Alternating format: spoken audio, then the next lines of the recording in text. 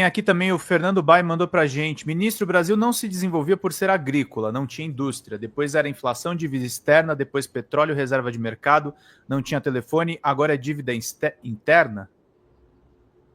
Qual que é a razão para o Brasil não se desenvolver? É uma boa pergunta aqui. Na verdade, o Brasil se desenvolveu muito.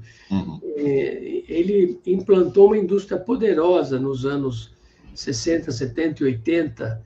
Né? A nossa indústria era maior do que a indústria chinesa. Em 1980, a indústria chinesa era inferior à indústria brasileira.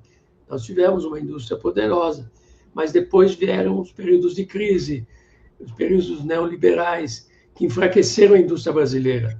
O Brasil hoje o Brasil chegou a ter a 8ª indústria mais poderosa do mundo, hoje deve estar na 14ª colocação e tal, mas pode reconquistar, tá certo? Então, de fato, sempre se cunhou sempre se deu a culpa em alguma coisa e tal, e hoje se dá a culpa na dívida interna, né? Mas tudo isso, digamos, é mais uma mistificação da realidade. Ministro, o senhor fala que nos anos 60, 70 e 80 o Brasil cresceu e se desenvolveu. Nos anos 80 o Brasil era maior do que a indústria chinesa, a indústria brasileira. Como no caso da educação, que o Darcy Ribeiro dizia que era um projeto das elites, o Brasil continua inculto, também a desindustrialização é um projeto das elites brasileiras a mando do capital internacional? Então, nessa época, até esse período que foi o período do regime militar, etc., né, na verdade, a industrialização começou começou antes, né? Com Getúlio, Juscelino. Getúlio, começou com Getúlio, né? Fundamentalmente, ele lançou as bases, a indústria de base, a infraestrutura e tudo mais, tá certo? Agora, depois, mais o Brasil não investia em educação, não investia em saúde, porque era um governo extremamente autoritário e elitista, quer dizer, só tinha ganho para o empresariado ganhava, os setores da elite ganhavam bastante, mas você tinha pouquíssimo recurso gasto na área social. Então, você continuava mantendo um nível baixo de educação. O Brasil foi um dos países assim que teve um atraso monumental nesta área, porque esses governos, né, o que eles queriam era reduzir salário, arroxo salarial, fazia parte, né, de todas as políticas e tudo mais.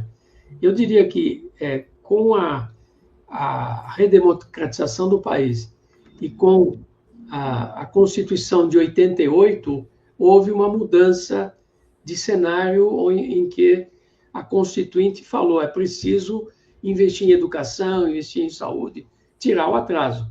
Agora, nós ficamos com um atraso secular, né? O Brasil teve um atraso secular e nós temos um baixo nível de educação. O nível médio de educação do país é baixo.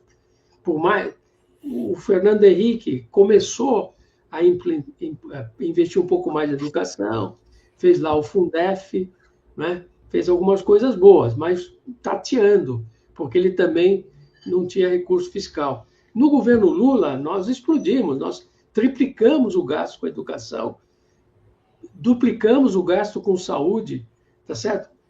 Se fez aquela legislação, todos os estados tinham que gastar pelo menos 20%, 25% em educação, o governo federal, 15% em saúde, pelo menos 15% de saúde da arrecadação, 18% de educação. E aí nós tiramos um pouco daquela diferença, mas continua. Quer dizer, ainda nós precisamos. E aí os setores ortodoxos querem que a gente faça redução de gastos. E aí o governo Lula não concorda. Eles queriam ter reduzido o gasto com saúde e educação. Nós não reduzimos o gasto com saúde e educação. Nós não, eles, porque eu não estou mais no governo. Então, mas precisaria, o Brasil ainda precisa de muito investimento em educação. Eu diria que o sistema de saúde brasileiro é um sistema razoável comparado com outros países. Estamos na frente de vários países, mesmo dos Estados Unidos, não é? mas a educação ainda tem que avançar muito, né? E aí essa política neoliberal com um orçamento controlado, fica difícil de você fazer os gastos necessários. Muito bem. Diga lá, Pedrão. Deixa eu pegar aqui outros comentários de vocês. Vamos lá, gente. Falta um pouquinho da meta. Tião Roqueiro pergunta aqui. Guido Mantega, se a quitanda em 35 anos, se quitada em 35 anos a atual dívida pública custaria 48 trilhões, 5 vezes o capital tomado, não falta o povo saber disso para os juros baixarem? Eu não entendi bem a pergunta. Eu também não. Acho que ele fala da dívida pública aqui. Tem aqui a nossa querida Aida Maria Campos. Demorando demais, bolsonaros podem ficar soltos, nenhum deles sem punição, ficam dando frutos podres. Aí tem algumas perguntas mais recentes aqui, do Policarpo Quaresma. Guido, você já consegue sair à rua sem ser agredido ou perseguido? Sim, tranquilamente. Já faz algum tempo que não tem mais aquela perseguição e tudo mais. Então, estou tranquilo. Pergunta da Rosemary Rocha. Cheguei agora. Me permita uma pergunta de quinta série de aluna do fundão da sala. O que aconteceria com a economia se o Banco Central imprimisse moeda para pagar a dívida pública? Não é viável a auditoria dessa dívida? Olha, veja, se ele imprimisse para pagar toda a dívida pública, nós teríamos uma hiperinflação, né? Porque ele colocaria um monte de moeda na economia, né? Então não seria correto fazer isto, né? Mas a dívida pública brasileira, ela subiu como subiu a dívida pública dos Estados Unidos, da China, de todos os países, por causa da pandemia, não é? E ela, aos poucos, ela poderá ser administrada se o Brasil crescer a taxas maiores, porque a melhor maneira de diminuir a dívida é com o crescimento maior da economia, gerando arrecadação, porque quando você cresce mais, aumenta a arrecadação do setor público, tá certo?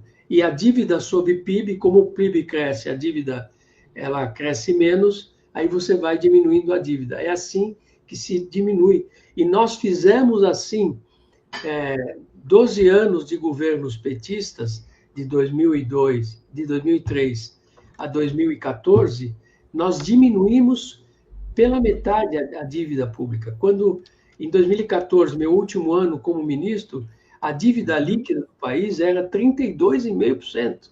Era a menor dívida desde o Fernando Henrique, metade da dívida do Fernando Henrique. E a dívida bruta era 57%. Mas dívida líquida, que é o que interessa, que é a dívida bruta menos as reservas que nós temos, 32%. Aí depois o governo Temer e Bolsonaro subiram essa dívida. Você veja a contradição, quer dizer, eles fizeram política de controle de gasto, gastaram menos, né? Arrocharam a economia e a dívida subiu. A dívida subiu porque cobravam juros altos e a economia não crescia. O segredo é este, você fazer a economia crescer, gerar recursos para cumprir os despesas do Estado e, ao mesmo tempo, diminuir a dívida. É assim que se diminui a dívida.